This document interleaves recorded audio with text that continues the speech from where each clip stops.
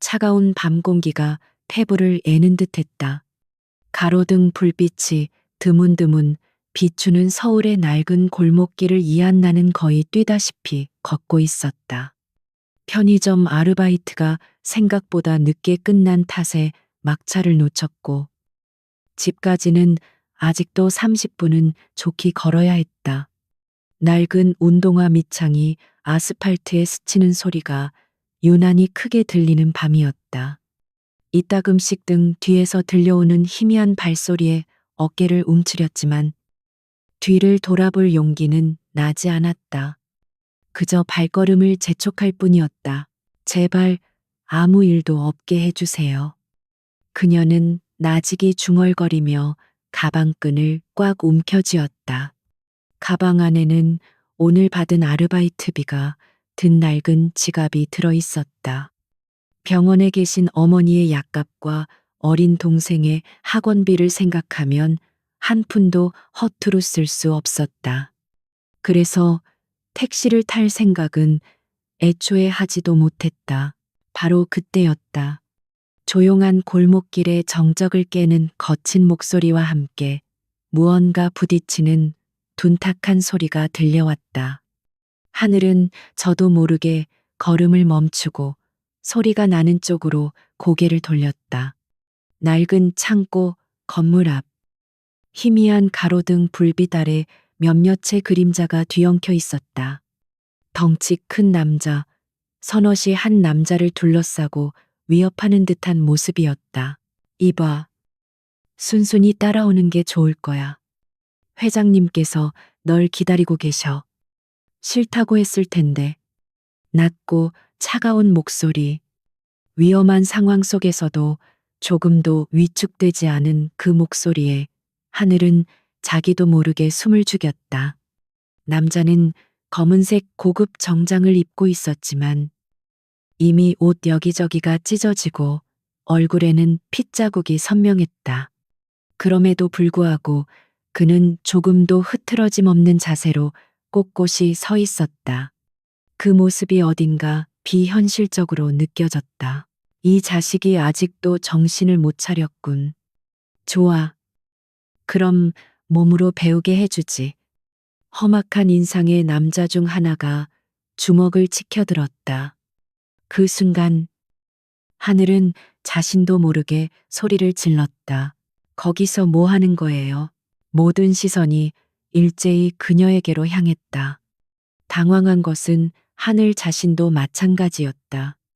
무슨 생각으로 나선 건지 알 수 없었다. 그저 눈앞의 불의를 외면할 수 없었을 뿐이다. 덩치 큰 남자들이 험악한 표정으로 그녀를 노려보았다. 뭐야? 저 계집애는 상관없어. 이 새끼부터 처리하고 전현도 같이 데려가. 남자 중 하나가 낄낄거리며 다가오기 시작했다. 하늘의 심장이 미친 듯이 뛰기 시작했다. 손에 든 가방을 꽉 쥐었다. 안에는 두꺼운 전공 서적이 들어 있었다. 최소한 한 번은 휘두를 수 있을 것이다. 하지만 그걸로는 어림도 없다는 걸 본능적으로 알 수 있었다. 온몸이 사시나무처럼 떨려왔지만 그녀는 눈을 질끈 감고 버텼다. 도망치기엔 이미 늦었다. 그때였다. 차갑게 가라앉아 있던 목소리가 다시 울렸다. 내 여자한테서 손 떼. 하늘은 놀라서 눈을 떴다. 피투성이의 남자가 어느새 그녀의 앞을 가로막고 서 있었다. 그의 넓은 등이 든든한 벽처럼 느껴졌다. 그의 몸에서는 희미하게 값비싼 향수 냄새와 피 냄새가 뒤섞여 풍겨왔다. 모네, 여자 이 상황에 농담할 정신이 있나 보지. 괴한들이 비웃었지만 남자는 아랑곳하지 않았다. 그는 천천히 하늘 쪽으로 고개를 돌렸다. 어둠 속에서도 그의 날카로운 눈빛은 선명하게 느껴졌다. 그 눈빛은 차갑고 냉정했지만 이상하게도 두렵지는 않았다. 지금부터 내가 하는 대로 해. 날 믿어. 속삭이듯 말한 그는 갑자기 하늘의 어깨를 감싸 안으며 그녀의 입술에 자신의 입술을 겹쳤다. 하늘의 눈이 충격으로 커졌다. 너무 놀라 숨 쉬는 것조차 잊었다. 남자의 입술은 생각보다 부드러웠지만 그럴 여유를 즐길 틈도 없이 상황은 급박하게 돌아갔다. 남자가 입술을 떼며 그녀의 귓가에 다시 속삭였다. 경찰에 신고해. 지금 당장. 그는 그 말을 끝으로 하늘을 자신의 등 뒤로 숨기고 다시 괴한들을 향해 섰다. 내 놈들이 원하는 건 나잖아. 이 여자는 상관없으니 보내줘. 괴한들은 잠시 망설이는 듯 했지만 이내 다시 비열한 웃음을 지었다. 어차피 둘 다 데려가면 그만이지. 그 순간 멀리서 희미하게 사이렌 소리가 울려 퍼지기 시작했다. 하늘이 남자에게 안겨 있는 척하며 몰래 휴대폰으로 신고한 것이었다. 괴한들의 얼굴에 당황한 기색이 역력했다. 젠장 경찰이 오고 있어. 일단 튀어. 그들은 욕설을 내뱉으며 서둘러 흩어졌다. 순식간에 골목길에는 하늘과 부상당한 남자 단둘만 남게 되었다. 사이렌 소리는 점점 더 가까워지고 있었다. 남자는 그 자리에 풀썩 주저앉았다. 긴장이 풀린 듯 거친 숨을 몰아쉬었다. 괜찮으세요? 하늘이 조심스럽게 다가가 물었다. 남자는 고개를 들어 그녀를 바라보았다. 가로등 불빛 아래 드러난 그의 얼굴은 조각처럼 잘생겼지만 입가에 흐르는 피와 헝클어진 머리카락이 위태로워 보였다. 고맙다. 짧은 한마디였다. 그리고 그는 그대로 정신을 잃고 쓰러졌다. 놀란 하늘은 어쩔 줄 몰라 하며 그의 어깨를 흔들었다. 저기요, 정신 차리세요. 구급차가 도착하고 그는 들것에 실려 병원으로 옮겨졌다. 하늘은 경찰에게 간단한 진술을 한 뒤 자신도 모르게 구급차에 올라탔. 왠지 모르게 그를 혼자 둘 수 없다는 생각이 들었다. 응급실 앞에서 초조하게 기다리던 하늘은 잠시 후 나온 의사에게서 그가 과다출혈과 가벼운 뇌진탕 증세가 있지만 생명에는 지장이 없다는 말을 듣고서야 안도의 한숨을 내쉴 수 있었다. 그의 소지품에서 나온 명함을 보고서야 하늘은 그가 대한민국 굴지의 대기업 태양그룹의 대표인 권도윤이라는 사실을 알게 되었다. 평범한 대학생인 자신과는 전혀 다른 세상에 사는 사람이었다. 잠시 후 정장을 빼입은 남자가 급하게 병원으로 들어왔다. 그는 자신을 권도윤 대표의 비서인 박서준이라고 소개했다. 서준은 하늘에게 정중하게 감사를 표하며 살해를 하고 싶다고 했지만 하늘은 극구 사양했다. 누구라도 그랬을 거예요. 그럼 전 이만 가보겠습니다.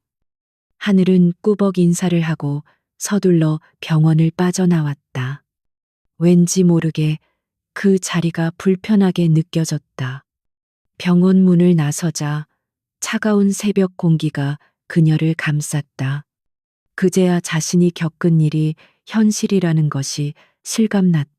심장이 다시 빠르게 뛰기 시작했다. 오늘 밤 그녀의 평범했던 일상에 거대한 파문이 일었다.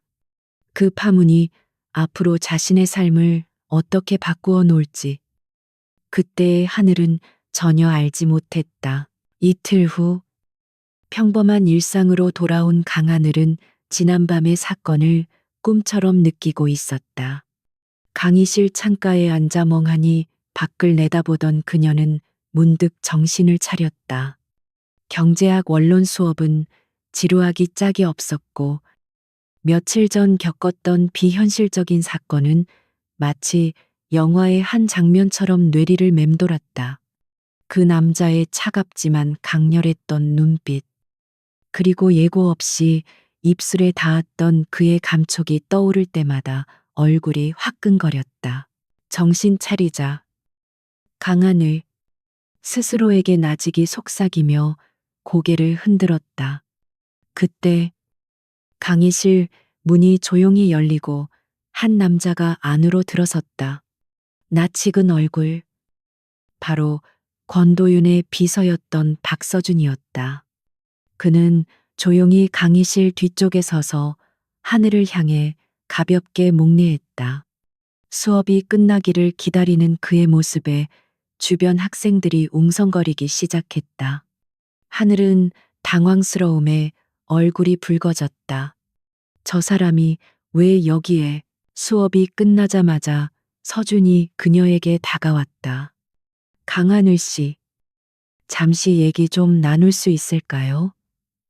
그의 정중하지만 단호한 태도에 하늘은 거절할 수 없었다. 캠퍼스 안한적한 벤치에 나란히 앉아 서준이 서류 봉투 하나를 내밀었다. 대표님께서 감사의 표시로 전해드리라고 하셨습니다. 하늘은 봉투 안을 흘끗 보고는 화들짝 놀라며 다시 밀어냈다. 두툼한 돈 봉투였다. 상상도 못해본 액수가 들어있을 것이 분명했다. 아니요. 정말 괜찮습니다. 저는 당연히 해야 할 일을 했을 뿐이에요. 이런 건 받을 수 없어요. 대표님의 성의입니다. 받지 않으시면 제가 곤란해집니다. 서준은 난처한 표정을 지었지만 하늘은 완강했다. 그녀의 단호한 태도에 서준은 결국 포기하고 자리에서 일어났다. 알겠습니다. 하늘 씨의 뜻을 대표님께 잘 전달하겠습니다. 하지만 이것만은 받아주십시오. 그가 내민 것은 작은 상자였다. 그 안에는 최신형 스마트폰이 들어있었다. 혹시라도 무슨 일이 생기면 바로 연락할 수 있도록 대표님께서 특별히 준비하신 겁니다. 번호도 저장되어 있습니다. 그렇게 말하며 서준은 자신의 명함도 함께 건넸다. 하늘은 마지못해 그것을 받아들었다. 어차피 낡은 휴대폰을 바꿀 때도 되긴 했었다. 서준은 짧게 인사를 하고 돌아섰고 하늘은 손에 들린 최신형 스마트폰을 보며 복잡한 심정에 휩싸였다. 그날 이후 권도윤이라는 남자는 예고 없이 그녀의 일상에 스며들기 시작했다. 그녀가 아르바이트를 하는 편의점에 불쑥 나타나 가장 비싼 와인을 사가기도 하고 학교 도서관 앞에서 우연을 가장에 마주치기도 했다. 그는 언제나처럼 무표정하고 차가운 태도를 유지했지만 그의 시선은 집요하게 하늘을 좇았다. 왜 자꾸 나타나시는 거예요? 어느 날 저녁 편의점 앞에서 기다리고 있던 그에게 하늘이 참다 못해 물었다. 그는 어깨를 으쓱하며 대답했다. 그냥 궁금해서. 어떤 사람인지. 그 무심한 대답에 하늘은 어이가 없었지만 심장은 제멋대로 두근거렸다. 그의 눈빛은 얼음장처럼 차가웠지만 그 안에 미세한 온기가 느껴지는 것 같았다. 한편 박서준은 그날의 납치 사건 배우를 끈질기게 추적하고 있었다. 단순한 강도 사건으로 보기에는 석연치 않은 점이 많았다. 범인들은 돈이나 귀중품에는 전혀 관심이 없었고 오직 권도윤을 노렸다. 마치 그를 어디론가 끌고 가려는 듯한 움직임이었다. 대표님, 아무래도 태양그룹의 경쟁사인 백송그룹 쪽 지신 것 같습니다. 서준이 보고했다. 최근 태양그룹이 추진하던 대규모 해외 프로젝트를 백송그룹이 집요하게 방해하고 있었기 때문이다. 백 회장, 그 늙은 여우가 또 수작을 부리는 건가? 도윤의 눈빛이 차갑게 빛났다. 그는 이미 예상하고 있었다는 듯 담담했다. 증거를 찾아. 확실한 증거가 필요해. 알겠습니다. 그런데 대표님, 그 학생은 어쩌실 겁니까? 서준이 조심스럽게 물었다.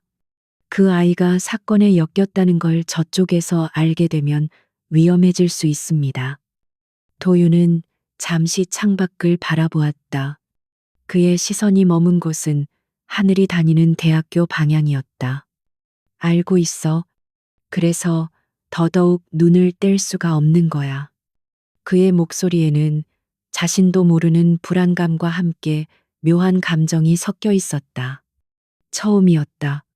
이렇게까지 누군가가 신경 쓰이고 지켜주고 싶다는 생각이 든 것은 그날 밤 자신을 향해 달려들던 작은 몸짓과 당돌했던 눈빛이 자꾸만 아른거렸다. 그날 밤 하늘은 늦은 시간까지 도서관에서 공부를 하고 집으로 돌아가고 있었다. 평소와 다름없는 길이었지만 왠지 모를 불안감에 발걸음이 빨라졌다. 골목어기에 접어들었을 때 어둠 속에서 낯선 그림자 두 개가 불쑥 나타나 그녀의 앞을 가로막았다. 심장이 쿵 하고 내려앉았다. 학생, 우리랑 잠깐 얘기 좀 할까? 그들의 눈빛은 그날 밤의 괴한들과 닮아 있었다.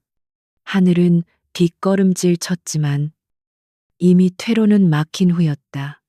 공포심에 온몸이 굳어버렸다. 그때 어둠을 찢는 헤드라이트 불빛과 함께 익숙한 검은색 세단이 굉음을 내며 골목 안으로 미끄러져 들어왔다. 차에서 내린 것은 다름 아닌 권도윤이었다. 그의 얼굴은 분노로 이글거리고 있었다. 권도윤의 등장은 한 줄기 빛과 같았다. 그의 차가운 눈빛이 골목 안의 불량배들을 훑자 그들의 기세가 순간적으로 꺾였다. 상황 파악을 마친 도윤은 주머니에 손을 찔러 넣은 채 여유로운 태도로 하지만 목소리에는 서늘한 경고를 담아 말했다. 내 사람에게 볼 일이 있다면 나한테 먼저 말하는 게 순서일 텐데. 네, 내 놈이 권도윤이냐. 덩치 큰 남자 중 하나가 허세를 부리며 앞으로 나섰지만 그의 눈은 불안하게 흔들리고 있었다. 도윤은 대답 대신 싸늘한 미소를 지었다. 그 미소에 담긴 위압감의 남자들은 자신들도 모르게 한 발짝 뒤로 물러섰다. 꺼져. 다시는 내 눈에 띄지 마라. 그 말이 떨어지기 무섭게 남자들은 허둥지둥 어둠 속으로 사라졌다. 순식간에 골목에는 다시 정적이 흘렀고 오직 하늘의 가쁜 숨소리와 도윤의 차분한 숨소리만이 들려왔다. 하늘은 여전히 벽에 기댄 채 굳어 있었다. 다리가 풀려 주저앉을 것만 같았다. 괜찮나? 도윤이 다가와 물었다. 그의 목소리는 여전히 무심했지만 어딘가 걱정이 묻어나는 듯했다. 하늘은 고개를 끄덕였지만 말이 나오지 않았다. 그는 잠시 하늘을 바라보다가 자신의 재킷을 벗어 그녀의 어깨에 덮어주었다. 밤 공기는 생각보다 차가웠다. 그는 자신의 차를 턱짓으로 가리키며 말했다. 집까지 데려다 주지. 아니요. 괜찮아요. 걸어갈 수 있어요. 하늘은 겨우 목소리를 쥐어짜냈다. 그의 도움을 받는 것이 점점 더 부담스러워지고 있었다. 이 남자와 엮이면 엮일수록 자신의 평범한 삶이 깨져버릴 것 같은 불길한 예감이 들었다. 고집부릴 상황이 아닌 것 같은데 도윤의 목소리가 한층 더 낮아졌다. 네가 위험해진 건 나 때문이야. 그러니 책임지는 것도 당연해. 그의 단호한 말에 하늘은 더 이상 거절할 수 없었다. 얌전히 차에 올라탄 하늘은 창밖만 바라보았다. 고급 세단의 안락한 시트가 오히려 가시방석처럼 느껴졌다.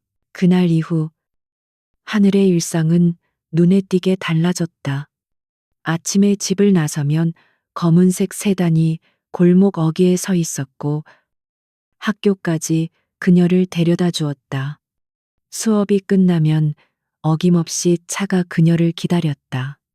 처음에는 극구 사양했지만 운전기사는 그저 회장님의 명령이라는 말만 반복할 뿐이었다. 학교에서는 수군거림이 늘어났다. 갑자기 고급차를 타고 등하교하는 하늘을 보며 사람들은 온갖 추측을 쏟아냈다. 쟤 스폰서라도 생긴 거 아냐? 아니면 재벌가 숨겨진 딸이라도 되나? 그런 말들이 비수처럼 나라와 가슴에 밝혔다. 친구들과의 관계도 서먹해졌다. 하늘은 점점 더 혼자가 되어갔다. 도윤의 보호는 그녀를 안전하게 만들었지만 동시에 그녀를 외롭게 만들었다.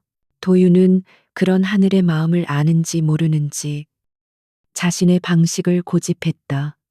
그는 박서준을 통해 하늘의 주변을 철저하게 조사했다. 그녀의 가족 관계, 친구, 심지어는 좋아하는 음식까지. 그리고는 아무렇지 않게 그녀가 필요로 할 만한 것들을 챙겨주었다. 어머니의 병원비를 남몰래 결제해 주거나 동생에게 필요한 학용품을 선물로 보내는 시기였다. 하늘은 그럴 때마다 도윤을 찾아가 따졌다. 제발 이러지 마세요. 제 삶에 끼어들지 말아주세요. 위험하니까 그런다. 그놈들이 아직 포기하지 않았어. 도윤은 언제나 같은 대답이었다. 그의 눈에는 자신만의 논리가 확고하게 자리 잡고 있었다. 그럼 당신이 제 인생에서 사라져주면 되잖아요. 당신만 없으면 이런 일도 없었을 거예요. 하늘이 결국 폭발하듯 소리쳤다. 그녀의 눈에는 눈물이 그렁그렁 맺혀 있었다. 그 모습을 본 도윤의 표정이 순간 미세하게 흔들렸다. 그는 잠시 침묵하다가 나지막이 말했다. 그건 안 되겠어. 널 혼자 둘 수 없어.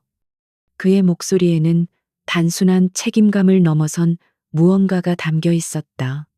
하늘은 그 감정의 정체를 알 수 없어 혼란스러웠다. 이 남자는 대체 왜 이렇게까지 하는 걸까? 동정일까? 아니면 단순한 변덕일까? 며칠 뒤 하늘이 아르바이트를 하는 편의점에 수상한 남자가 찾아왔다. 그는 물건을 사는 척하며 하늘에게 접근해 권도윤 그 자식한테서 떨어져 그러지 않으면 내 가족들이 다칠 줄 알아. 라고 협박했다. 남자가 떠나자마자 하늘은 온몸에 소름이 돋았다. 이건 단순한 협박이 아니었다. 그날 밤 하늘은 처음으로 먼저 도윤에게 전화를 걸었다. 그녀의 떨리는 목소리를 들은 도윤은 단숨에 달려왔다. 그의 차가 편의점 앞에 멈춰 섰고 차에서 내린 그의 얼굴은 얼음처럼 차갑게 굳어 있었다. 그는 아무 말 없이 하늘의 손을 잡고 차에 태웠다. 차 안에서 하늘은 흐느끼기 시작했다. 무서워요. 우리 가족은 어떡해요? 도윤은 말없이 그녀의 어깨를 감싸 안았다. 그의 품은 넓고 단단했다. 이상하게도 그의 품에 안기자 불안했던 마음이 조금씩 진정되었다. 그는 잠시 후 입을 열었다. 걱정하지 마. 내가 있잖아. 이제부터 내 옆에 내가 있을 거야. 아무도 널 해치지 못하게 할 거야. 그의 목소리는 더 이상 차갑게 들리지 않았다. 그 안에는 그녀를 향한 진심 어린 걱정과 함께 그녀를 지키겠다는 확고한 의지가 담겨 있었다. 하늘은 그제야 깨달았다. 이 남자의 서툰 배려와 거친 방식이 모두 자신을 위한 것이었음을. 그리고 자신도 모르는 사이에 이 위험한 남자에게 조금씩 마음을 열고 있었다는 것을 그날 밤 이후로 권도윤의 경우는 더욱 삼엄해졌다. 하늘의 집 앞 골목에는 24시간 내내 경호원들이 배치되었고 그녀가 움직이는 모든 동선에는 보이지 않는 눈들이 함께했다. 하지만 불안감은 가시지 않았다. 오히려 가족들까지 위험에 노출되었다는 생각에 하루하루가 살얼음판을 걷는 듯 했다. 결국 우려했던 일이 터지고 말았다. 늦은 밤, 어머니가 가게 문을 닫고 돌아오시는 길에 오토바이를 탄 괴한이 가방을 날치게 하는 사건이 발생했다. 다행히 크게 다치지는 않았지만 어머니는 충격으로 자리에 주저앉았고 혈압이 올라 병원에 입원해야 했다. 단순한 날치기로 보기에는 너무나 시기적절했고 명백한 경고였다. 소식을 듣고 한달음에 병원으로 달려온 도윤의 얼굴은 분노로 굳어 있었다. 그는 병실에서 잠든 하늘의 어머니를 잠시 내려다본 후 밖으로 나와 담담하게 서 있는 하늘에게 말했다. 이대로는 안 되겠어. 너와 내 가족은 더 이상 안전하지 않아. 하늘은 아무 말도 할 수 없었다. 모든 것이 자신 때문인 것 같아 죄책감에 고개를 숙였다. 도윤은 그녀의 떨리는 어깨를 보며 결심한 듯 입을 열었다. 내 집으로 들어와. 너희 가족 모두. 네, 그게 무슨 말씀이세요? 안 돼요. 저희 때문에 회장님까지 위험해질 수는 없어요. 하늘은 놀라 고개를 저었다. 그의 제안은 고마웠지만 민폐를 끼치고 싶지 않았다. 내 집만큼 안전한 곳은 없어. 그리고 이건 부탁이 아니라 통보다. 네가 거절해도 난 그렇게 할 거야. 너와 내 가족의 안전이 최우선이니까. 그의 목소리는 단호했지만 그 안에는 거부할 수 없는 진심이 담겨 있었다. 결국 하늘은 도윤의 제안을 받아들일 수밖에 없었다.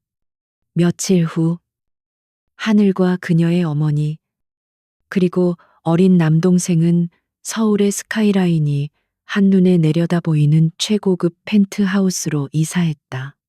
집 안으로 들어서는 순간 가족들은 입을 다물지 못했다. 넓고 화려한 공간은 그들이 살아온 세상과는 너무나도 달랐다. 어색한 동거가 시작되었다. 하늘은 도윤의 배려에 감사하면서도 동시에 숨막히는 불편함을 느꼈다. 매일 아침 최고급 식재료로 차려진 식탁에 앉는 것도, 값비싼 가구들 사이를 걷는 것도 모든 것이 낯설고 부담스러웠다. 너무 신경 쓰지 말고 편하게 지내.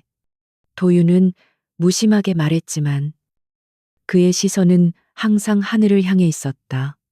그는 서재에서 일하는 중에도 종종 거실을 힐끗거리며 새로운 환경에 적응하지 못하고 겉도는 하늘을 지켜보았다.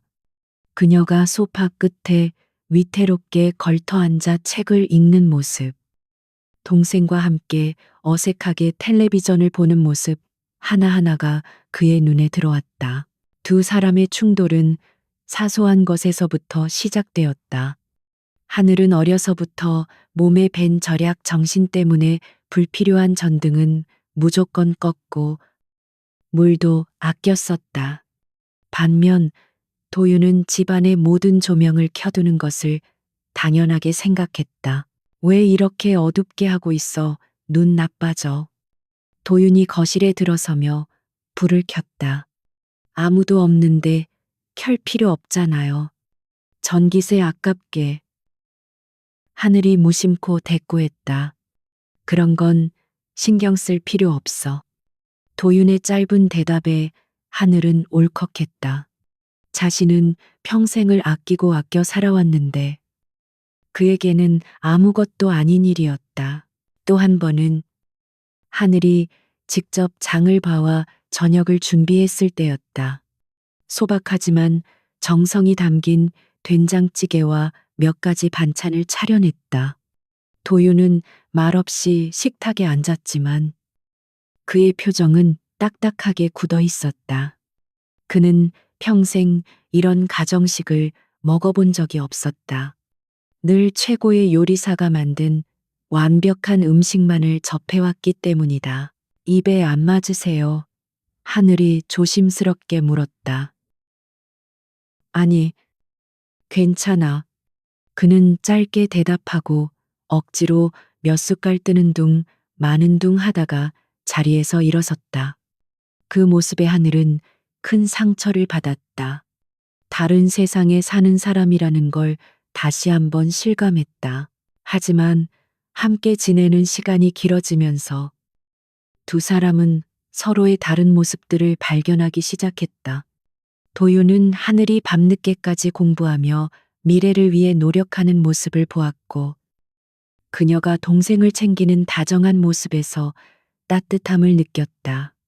하늘은 무뚝뚝하고 차가워 보이는 도윤이 사실은 외로운 사람이라는 것을 어렴풋이 느끼기 시작했다. 그는 밤늦게까지 서재에서 일에 몰두했고 가끔씩 텅 빈 거실에서 혼자 술을 마시곤 했다. 어느 날 밤, 하늘은 잠이 오지 않아 거실로 나왔다가 소파에 잠들어 있는 도윤을 발견했다. 그의 얼굴에는 평소의 날카로움 대신 깊은 피로와 고독이 서려 있었다. 하늘은 자신도 모르게 그에게 다가가 덮고 있던 담요를 그의 몸 위로 끌어올려 주었다. 그 순간 도윤이 희미하게 눈을 떴다. 신경 쓰지 마. 그는 잠결에 중얼거렸지만 하늘을 밀어내지는 않았다. 그 순간 두 사람 사이에 보이지 않던 벽이 조금 허물어지는 것을 느낄 수 있었다. 차가운 펜트하우스 안에서 어울리지 않을 것 같던 두 사람의 마음이 아주 조금씩 서로를 향해 움직이기 시작했다. 권도윤의 펜트하우스에서의 생활은 마치 다른 세상에 발을 들인 것 같았다. 하늘은 매일 아침 통유리창으로 쏟아지는 서울의 눈부신 전경을 보며 잠에서 깼다. 처음 며칠은 그 화려함과 낯설매 숨막혔지만 시간은 무심하게 흘러 어느덧 일주일이 지났다. 어머니의 건강은 호전되었고 동생은 새로운 환경에 금세 적응해 신이 나 있었다. 오직 하늘만이 여전히 이질감 속에서 맴돌았다. 도윤은 아침 일찍 나가 밤늦게 돌아왔다. 그의 존재는 집안 곳곳에 스며 있었지만 정작 그와 마주치는 시간은 거의 없었다. 그는 마치 보이지 않는 보호자처럼 그들을 지키고 있었고 가끔씩 마주칠 때면 늘 그렇듯 간결한 몇 마디만 나눌 뿐이었다. 그 침묵과 거리감은 하늘에게 그가 왜 자신들에게 이렇게까지 하는지에 대한 의문을 더욱 증폭시켰다. 그날 오후는 유난히 조용했다. 어머니는 병원 정기 검진을 위해 박 비서와 함께 외출했고 동생은 학교에 가고 없었다. 무료함을 달래기 위해 집안을 둘러보던 하늘의 발걸음이 굳게 닫혀있던 서재문 앞에서 멈췄다. 평소에는 잠겨 있던 문이 오늘은 살짝 열려 있었다. 아마 도윤이 급하게 나가면서 깜빡한 모양이었다. 호기심이 발동했다. 그 차가운 남자의 개인적인 공간은 어떤 모습일까? 아주 잠깐이면 괜찮을 거라는 생각에 하늘은 조심스럽게 문을 열고 안으로 들어갔다. 서재는 그의 성격을 그대로 보여주는 듯했다. 거대한 책장에는 분야를 막론한 전문 서적들이 질서정연하게 꽂혀 있었고 커다란 원목 책상 위에는 서류 몇 장과 만년필만이 놓여 있을 뿐 먼지 한 톨 없이 깔끔했다. 모든 것이 차갑고 정제된 분위기를 풍겼다. 하지만 한쪽 구석, 창가 옆에 놓인 작은 테이블 위에는 그 분위기와 어울리지 않는 낡은 나무 상자가 하나 놓여 있었다. 상자에는 자물쇠가 걸려 있지 않았다. 하늘은 잠시 망설였지만 결국 참지 못하고 뚜껑을 열었다. 안에는 오래된 사진첩 하나와 가죽으로 된 낡은 일기장이 들어 있었다. 첫 페이지를 넘기자 지금의 냉철한 모습과는 전혀 다른 환하게 웃고 있는 어린 소년의 사진이 눈에 들어왔다. 그 옆에는 인자한 미소를 띤 중년 부부가 함께였다. 가족, 나들이, 남이섬에서 짧은 메모가 적혀 있었다. 그 소년이 권도윤이라는 것을 깨닫는 데는 오랜 시간이 걸리지 않았다. 하늘은 조심스럽게 일기장을 펼쳤다. 앳된 글씨체로 쓰인 일기는 평범한 소년의 일상으로 가득했다.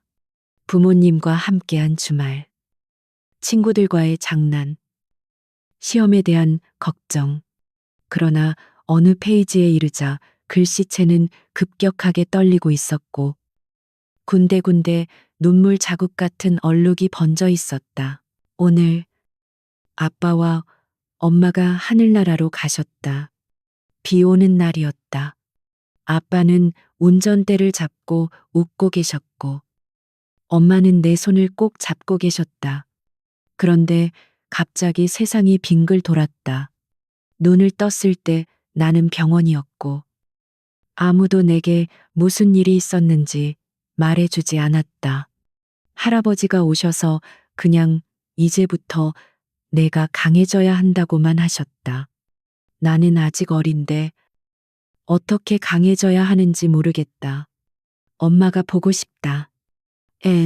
그 뒤에 몇 페이지는 텅 비어 있었다. 그리고 다시 시작된 일기는 몇 년의 세월을 건너뛴 후였다. 글씨체는 완전히 변해 있었고 내용은 차갑고 건조한 사실들로만 채워져 있었다. 그 어디에도 감정은 없었다.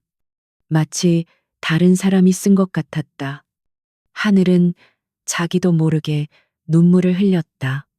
그 차가운 가면 뒤에 숨겨진 깊은 슬픔과 외로움이 가슴을 아프게 파고들었다.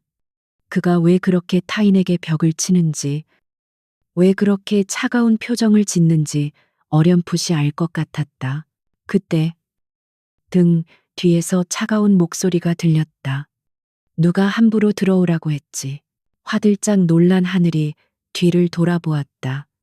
문가에 서 있는 도윤의 얼굴은 분노로 굳어 있었다.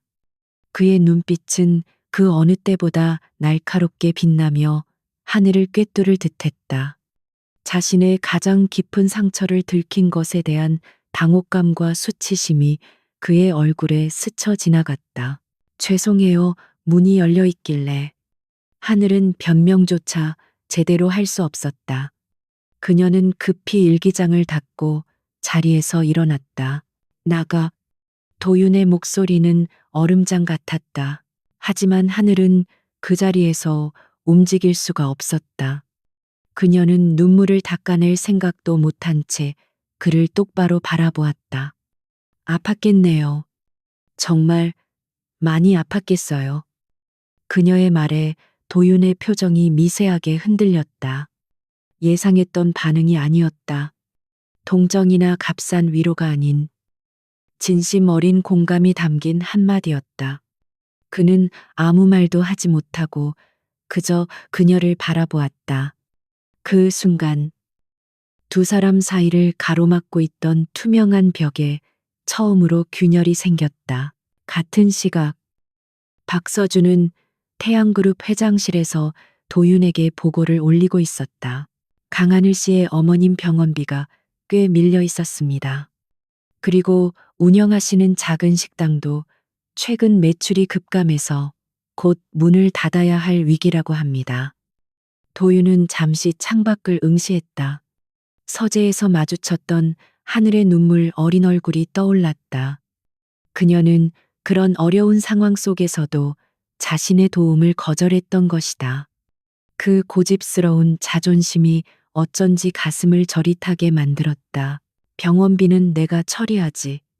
병원장에게 직접 연락해서 VIP 명의로 정산해. 누가 했는지 절대 알리지 말고. 그리고 그 식당, 주변 회사들의 단체 도시락 주문을 넣어 당분간 점심은 거기서 해결하도록 하고. 알겠습니다. 대표님. 서준은 고개를 숙이며 물러났다.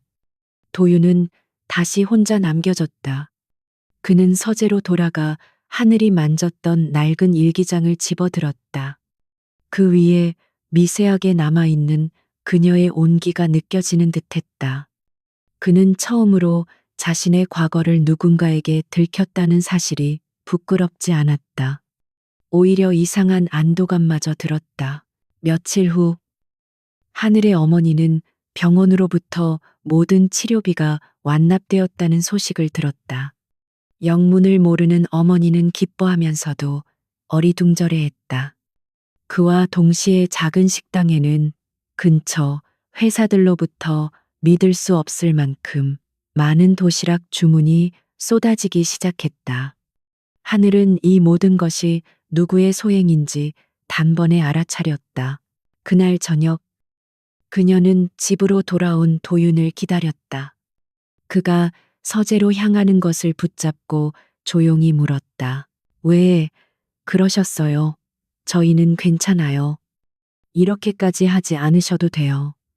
그녀의 목소리에는 감사함과 동시에 미안함, 그리고 약간의 자존심 상한 기색이 섞여 있었다. 도윤은 그녀를 물끄러미 바라보았다. 그 눈빛은 예전처럼 차갑지 않았다. 신경 쓰지 말라고 했잖아.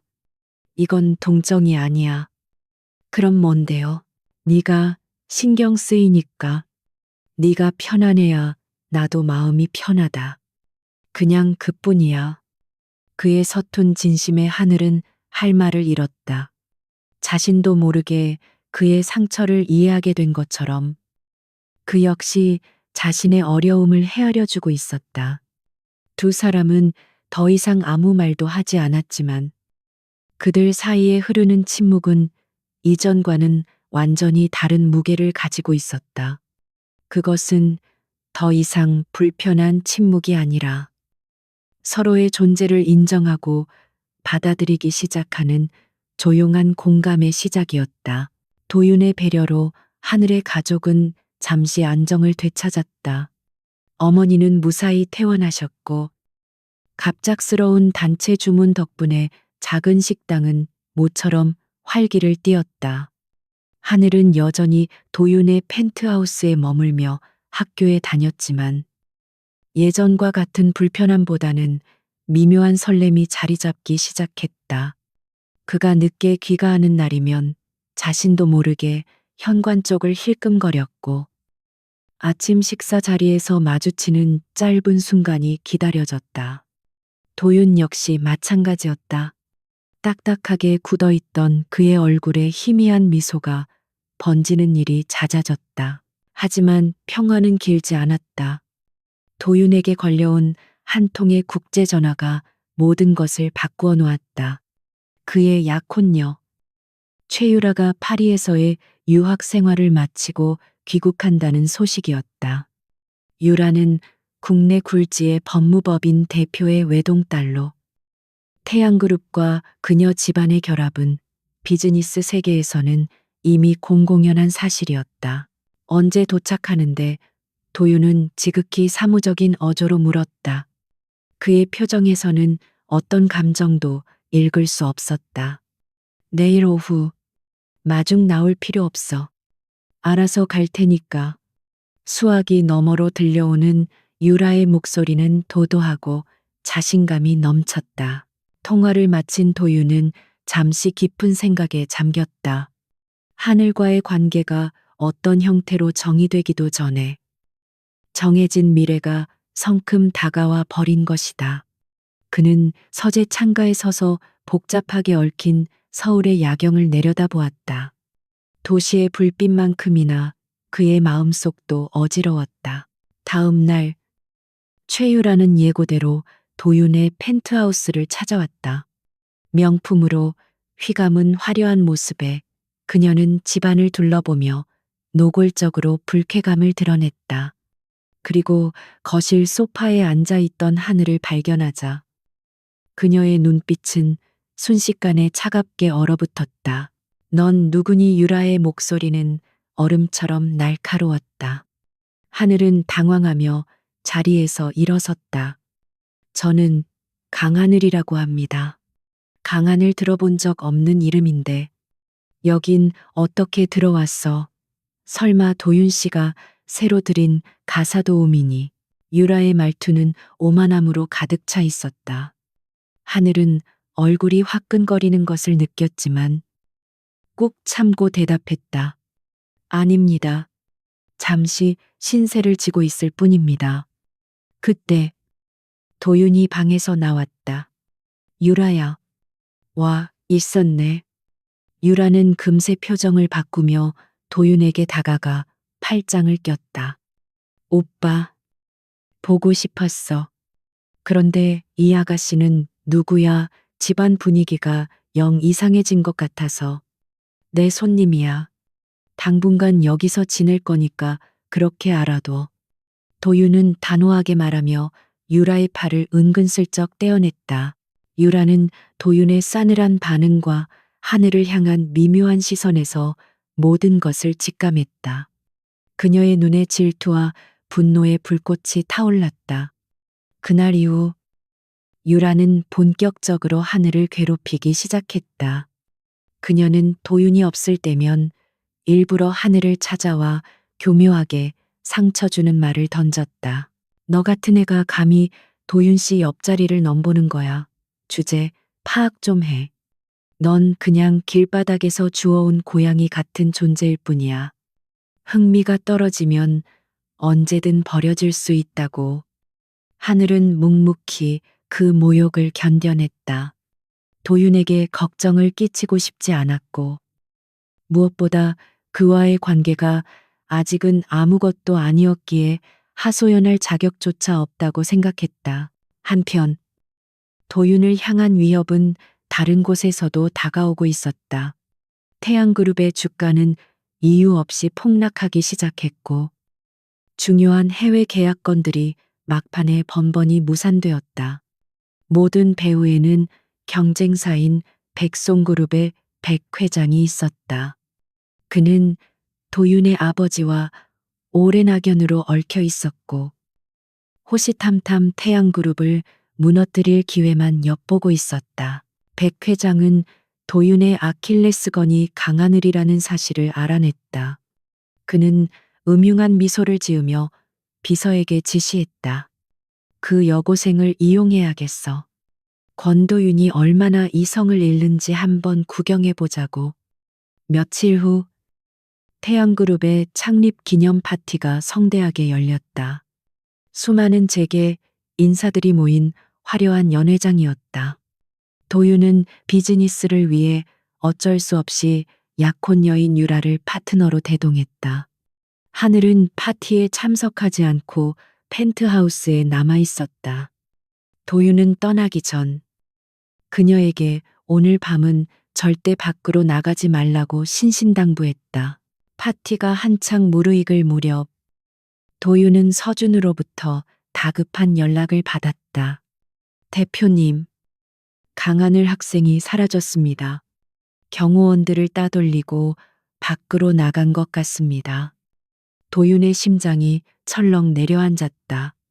그 순간 그의 휴대폰으로 모르는 번호의 메시지 하나가 도착했다. 내 여자가 보고 싶으면 지금 당장 부두창고로 혼자 와라. 감히 내 사업을 방해한 대가를 치르게 해주지. 발신자는 백 회장이었다. 도윤의 얼굴에서 핏기가 가셨다.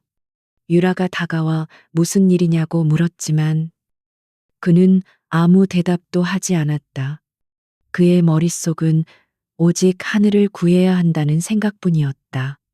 그는 유라를 그 자리에 내버려 둔 채 미친 듯이 연회장을 뛰쳐나갔다.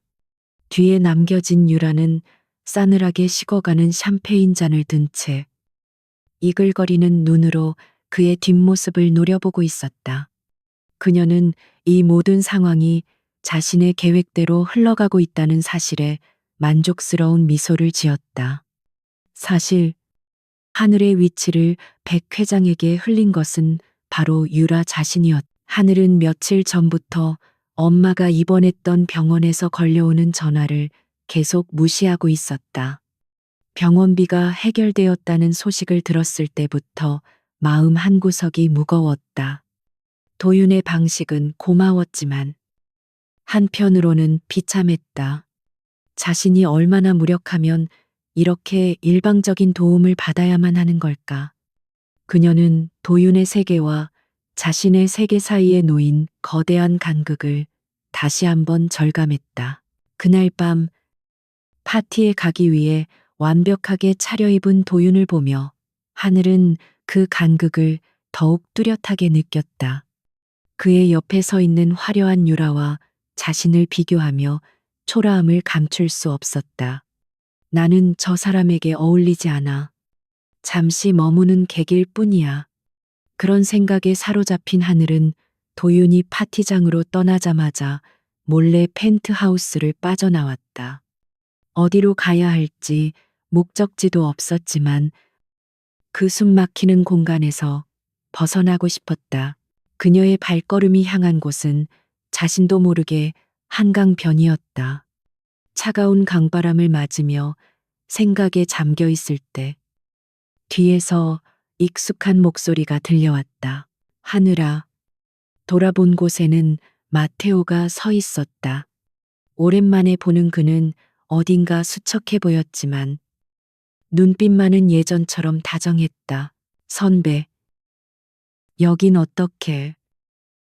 네가 걱정돼서 찾아왔어. 요즘 많이 힘들지. 마테오는 하늘에게 따뜻한 캔커피를 건넸다. 오랜만에 만난 익숙한 사람에게서 느끼는 안도감에 하늘의 경계심이 조금씩 허물어졌다. 마테오는 자신이 유학 준비를 하고 있으며 곧 떠날 것이라고 말했다. 그리고 마지막으로 한 번만 만나고 싶었다고 덧붙였다. 도윤 씨는 좋은 사람이야. 마테오가 조심스럽게 물었다. 하늘은 쉽게 대답하지 못했다. 모르겠어요. 좋은 사람인 것 같기도 하고, 무서운 사람인 것 같기도 하고, 그냥 저랑은 너무 다른 세상 사람이에요.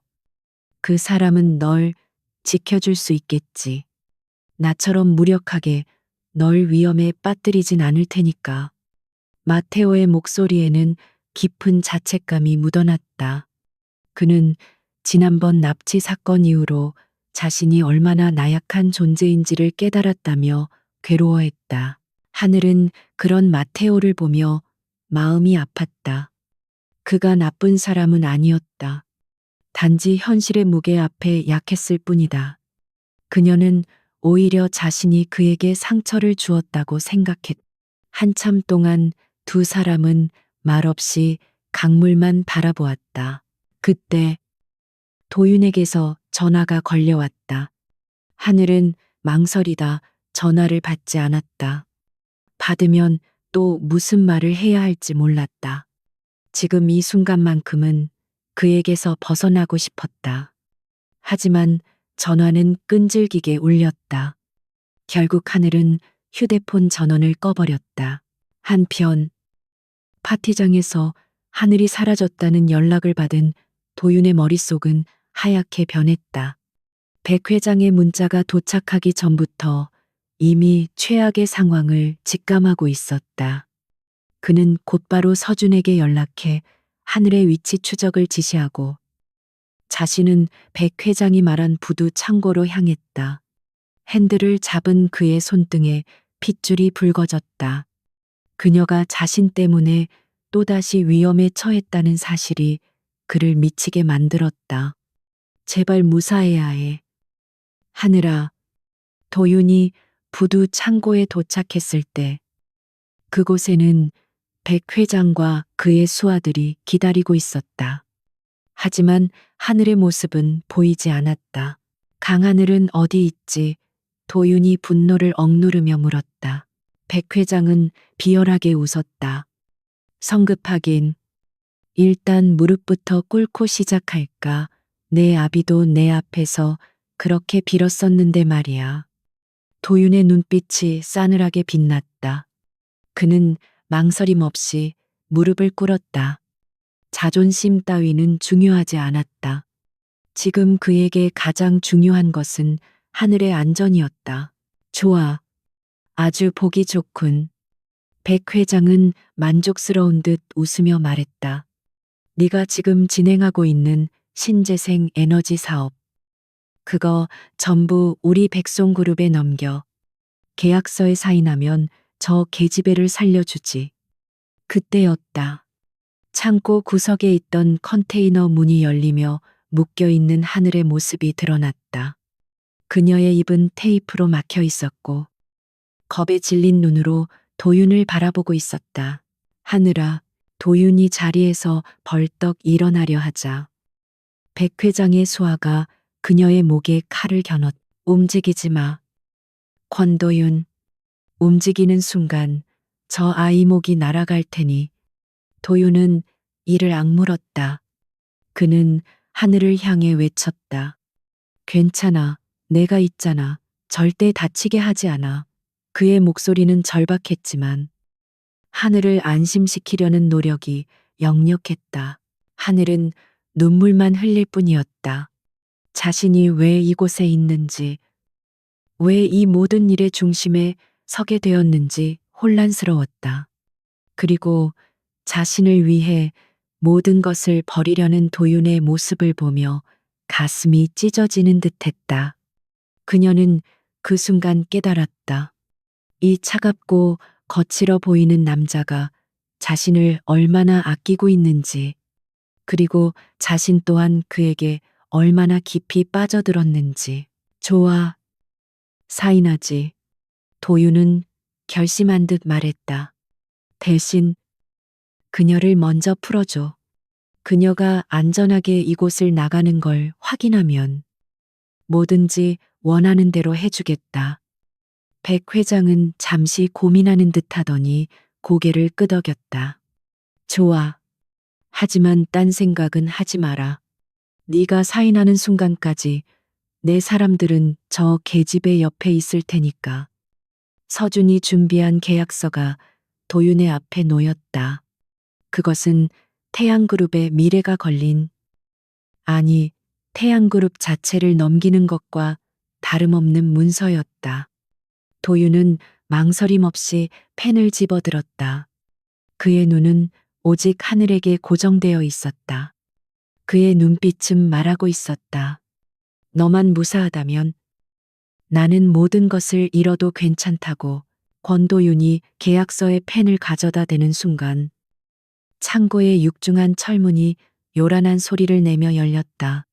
칠흑 같은 어둠 속에서 수십 개의 헤드라이트 불빛이 쏟아져 들어오며 백 회장과 그의 부하들의 눈을 멀게 했다.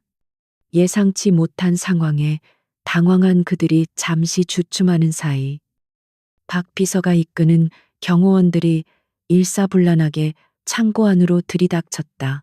지금이다. 도윤은 그 찰나의 순간을 놓치지 않았다. 그는 테이블을 걷어차 백 회장을 향해 날려버리고 총알처럼 하늘에게 달려들었다. 그녀의 목에 칼을 겨누고 있던 남자는 갑작스러운 불빛과 소란에 당황한 상태였다. 도윤은 지체 없이 남자의 팔을 꺾어 제압하고 하늘을 감싸 안았다. 젠장 속았나. 백 회장이 외마디 비명을 질렀다. 그의 부하들은 순식간에 들이닥친 수십 명의 경호원들에게 포위되었다. 치열한 몸싸움이 벌어졌다.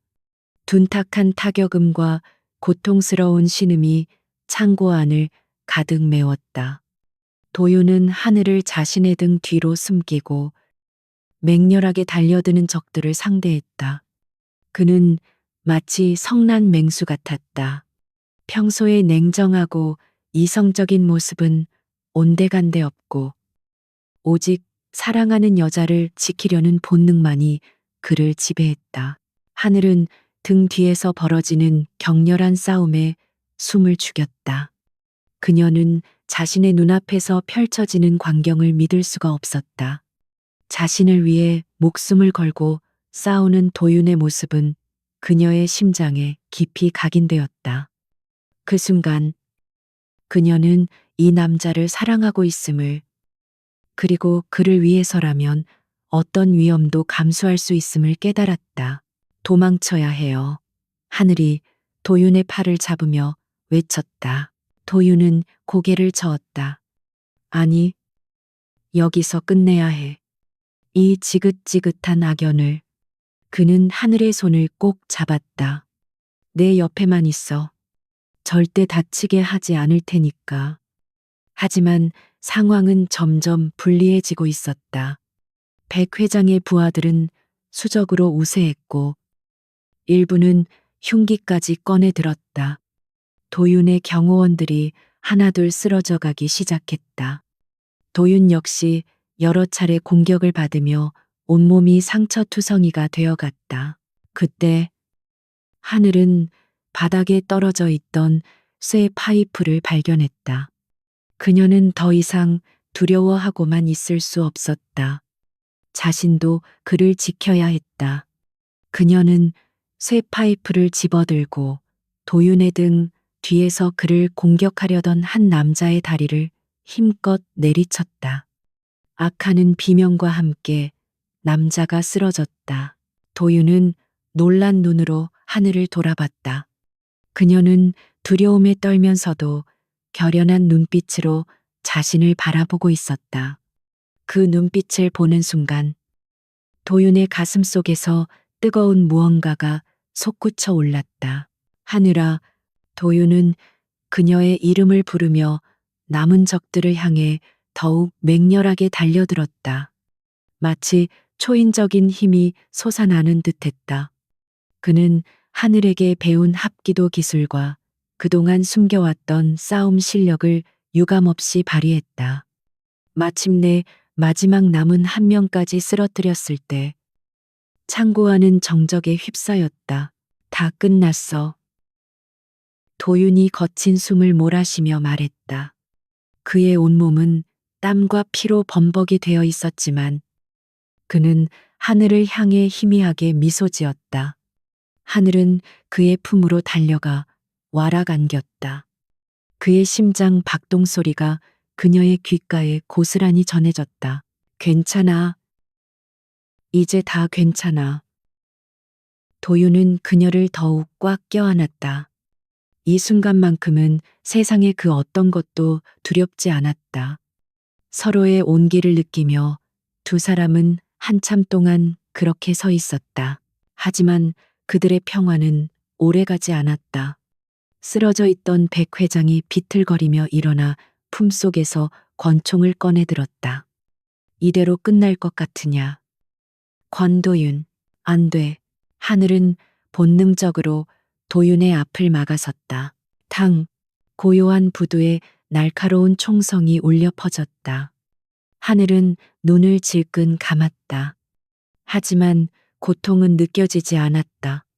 그녀가 천천히 눈을 떴을 때 자신을 감싸 안은 도윤의 등이 피로 붉게 물들고 있는 것을 발견했다. 도윤 씨. 도윤은 힘겹게 미소를 지으며 그녀를 바라보았다. 괜찮아. 내가 지켜준다고 했잖아. 말을 마친 그의 몸이 힘없이 무너져 내렸다. 안 돼, 안 돼. 하늘의 절규가 텅 빈 창고를 가득 메웠. 그 순간 사이렌 소리가 점점 더 가까워지고 있었다. 박 비서가 부른 경찰들이었다. 알겠습니다. 이전장에 이어 구장을 작성하겠습니다. 제구장 상처의 치유와 새로운 시작 병원 복도는 소독약 냄새와 숨막히는 긴장감으로 가득 차 있었다. 수술실 앞, 붉게 빛나는 수술 중이라는 글자만 멍하니 바라보며 하늘은 꼬박밤을 새웠다. 그녀의 옷에는 아직도 도윤의 피가 묻어 있었고 그 차가운 감촉은 끔찍했던 순간을 끊임없이 상기시켰다. 곁에는 박 비서가 초조하게 서성이고 있었고 연락을 받고 달려온 도윤의 할아버지 강 회장은 굳은 표정으로 지팡이를 쥔 채 미동도 없이 앉아 있었다. 아무도 입을 열지 않았지만 침묵은 천근의 무게로 모두를 짓눌렀다. 시간이 얼마나 흘렀을까. 드디어 수술실 문이 열리고 의사가 지친 얼굴로 걸어 나왔다. 모두가 약속이나 한 듯 자리에서 벌떡 일어났다. 수술은 잘 끝났습니다. 총알은 무사히 제거했고 다행히 중요한 장기는 비껴갔습니다. 생명에는 지장이 없습니다. 그 말을 듣는 순간 하늘의 다리에 힘이 풀리며 주저앉을 뻔했다. 박 비서가 재빨리 그녀를 부축했다. 안도의 한숨과 함께 참았던 눈물이 본물처럼 터져 나왔다. 강 회장은 의사에게 다가가 몇 가지를 더 물어본 뒤 굳은 표정으로 하늘에게 다가왔다. 네가 하늘이냐? 낮고 위험 있는 목소리에 하늘은 고개를 들었다. 노 회장의 눈빛은 날카로웠지만 그 안에는 원망 대신 복잡한 감정이 담겨 있었다. 죄송합니다. 저 때문에. 됐다. 내 탓이 아니야. 그놈이 스스로 선택한 길이다. 강 회장은 짧게 말을 끊고는 중환자실로 향했다. 그 뒷모습에서 손자에 대한 깊은 걱정이 묻어났다. 도윤은 며칠 동안 의식이 없었다. 그 시간 동안 하늘은 그의 곁을 한시도 떠나지 않았다. 간호사들이 만류했지만 그녀는 작은 간이 침대에서 쪽잠을 자며 도윤의 손을 꼭 잡고 있었다. 그의 창백한 얼굴을 보며 끊임없이 기도했다. 제발, 제발 눈을 뜨게 해달라고. 그녀의 간절함이 통했던 것일까. 닷새째 되던 날 새벽, 도윤의 손가락이 미세하게 움직였다. 하늘은 깜짝 놀라 그의 얼굴을 들여다보았다. 천천히, 아주 천천히 그의 눈꺼풀이 열렸다. 흐릿한 시선이 허공을 맴돌다 이내 자신을 내려다보고 있는 하늘에게 고정되었다. 하늘아, 목이 잠겨 갈라지는 목소리였지만 하늘에게는 세상에서 가장 아름다운 소리처럼 들렸다. 그녀는 터져나오는 울음을 참으며 그의 손을 더욱 꽉 잡았다. 깨어나셨군요. 정말 다행이에요. 도윤은 희미하게 미소를 지었다. 걱정. 했어. 바보같이. 당연하잖아요. 그 순간 둘 사이에 모든 벽이 허물어졌다. 더 이상 재벌 회장과 평범한 여고생은 없었다. 오직 서로를 걱정하고 아끼는 두 사람만이 존재할 뿐이었다. 도윤이 회복하는 동안 하늘은 매일같이 병실을 지켰다. 서툰 솜씨로 남아 죽을 쑤어 먹여주고 책을 읽어주며 그의 곁을 지켰다.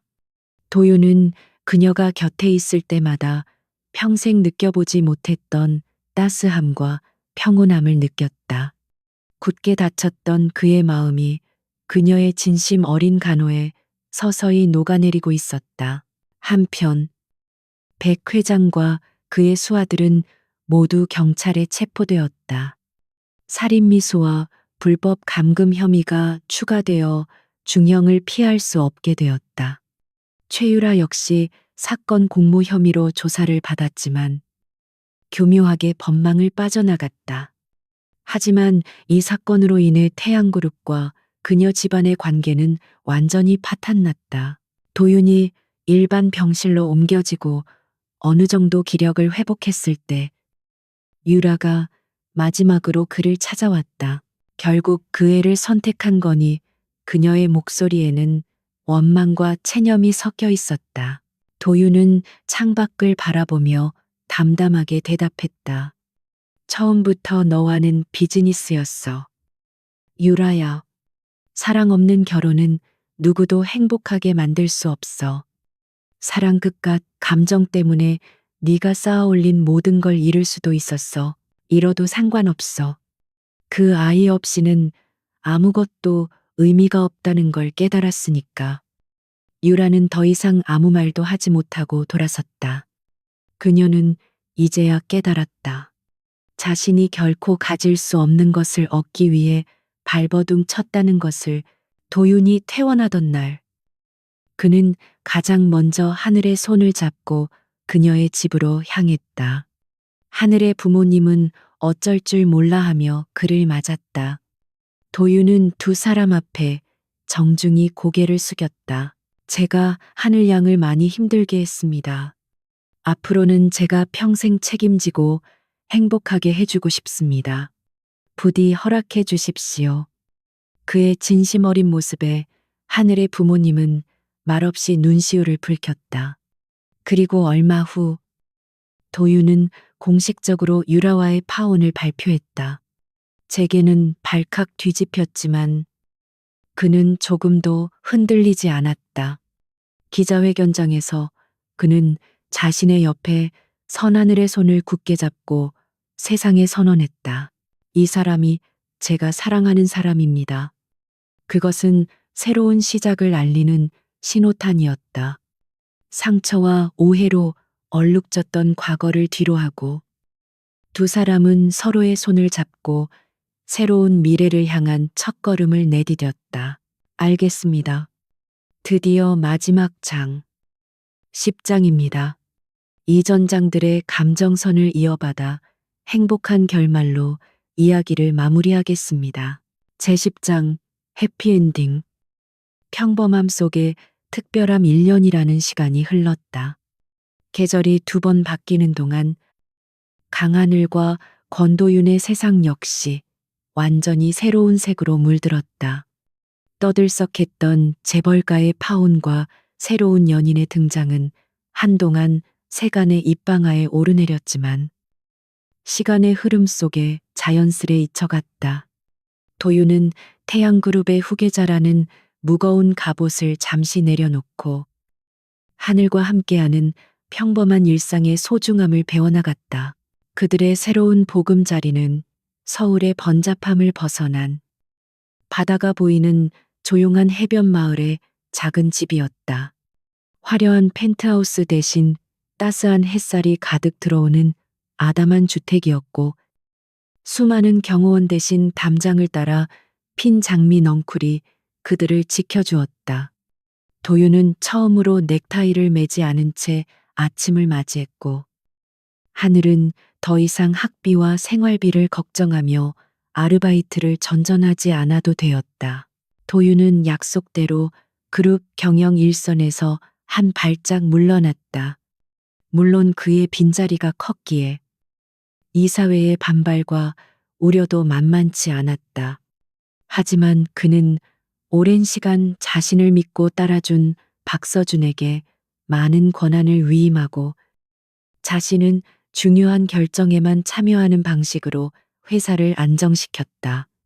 그는 더 이상 일에 미쳐 사는 워커홀릭이 아니었다.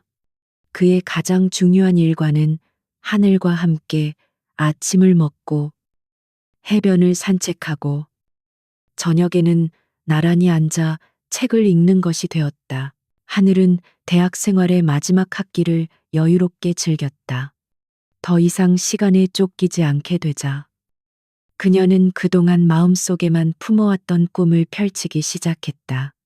작은 온실을 만들어 꽃을 가꾸고 지역 아이들에게 무료로 그림을 가르치는 재능 기부를 시작했다. 아이들의 웃음소리가 끊이지 않는 그녀의 작은 교실은 마을의 명소가 되었다. 그들의 결혼식은 그들이 사는 작은 해변에서 열렸다. 하객이라고는 하늘의 부모님과 동생, 그리고 박서준 부부와 가까운 몇몇 지인들이 전부였다. 화려한 드레스 대신 하늘은 소박한 하얀 원피스를 입었고 도윤은 딱딱한 턱시도 대신 편안한 리넨 셔츠 차림이었다.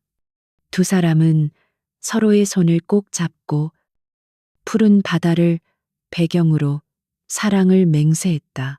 나의 세상이 되어줘서 고마워. 하늘아. 도윤의 목소리는 더 이상 얼음장 같지 않았다. 따뜻한 봄 햇살처럼 부드럽고 다정한 음성이었다. 그의 눈에는 오직 하늘만을 향한 깊은 사랑과 감사가 담겨 있었다. 저야말로 제 세상에 들어와줘서 고마워요. 하늘은 환하게 웃으며 대답했다. 그녀의 미소는 그 어떤 보석보다 찬란하게 빛났다. 두 사람은 서로의 상처를 보듬고 서로의 존재를 통해 비로소 완전해졌다. 결혼식이 끝나고 노을이 지는 해변을 두 사람은 맨발로 거닐었다. 파도가 부드럽게 발등을 간지렸다. 하늘의 배는 이제 제법 불러 있었다. 쌍둥이였다. 의사는 아들과 딸일 확률이 높다고 했다. 도윤은 조심스럽게 하늘의 배에 손을 얹었다. 그의 손길에서 이제는 아버지가 될 남자의 벅찬 감동과 책임감이 느껴졌다. 신기해. 내 안에 두 개의 심장이 뛰고 있다는 게. 하늘이 속삭였다. 그중 하나는 날 처음 봤을 때부터 뛰기 시작한 심장일 거야. 도윤이 장난스럽게 웃으며 말했다. 하늘은 그의 어깨에 머리를 기댔다. 그땐 정말 재수없는 사람인 줄만 알았는데, 지금은 세상에서 제일 다정한 바보 같아요. 두 사람의 웃음소리가 파도 소리와 어우러져 멀리 퍼져나갔다. 험난했던 과거는 이제 아득한 추억이 되었다. 차가운 얼음 같던 남자의 심장을 녹인 것은 기적 같은 사랑이었고, 평범했던 소녀는 그 사랑으로 세상 가장 특별한 여자가 되었다. 그들은 이제 함께 매일이 선물 같은 평범하고도 찬란한 날들을 살아갈 것이었다.